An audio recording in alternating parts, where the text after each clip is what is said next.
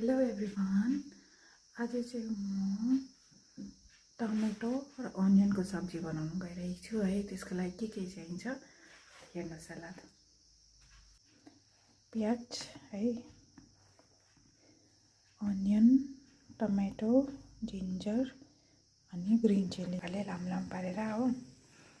टमाटरलाई पनि यसरी काट्ने, अनि अदुवा अनि खोर्सानी, ग्रीन चिल्ली।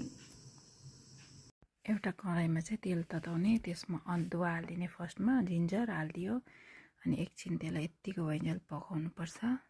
त्यसपछि त्यसमा प्याज हालिदियो है, अनियन हाल्यो, चलाउनुपर्छ, अनि ग्रिन चिल्ली हालिदियो।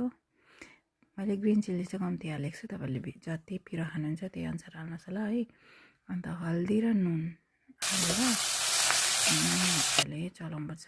अलिक प्याज चाहिँ अलिक सफ्ट भइन्जेलसम्म। त्यसपछि टमाटर हालिदियो है, अनि टमाटर, यो जिरा पाउडर,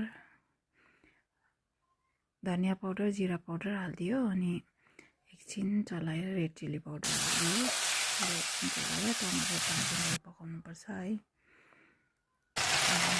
टमाटर पनि पाकिसक्यो है। अब चाहिँ हाम्रो सब्जी रेडी भयो। यसलाई चाहिँ हामी रोटी, राइस जेसँग खान सक्नुहुन्छ।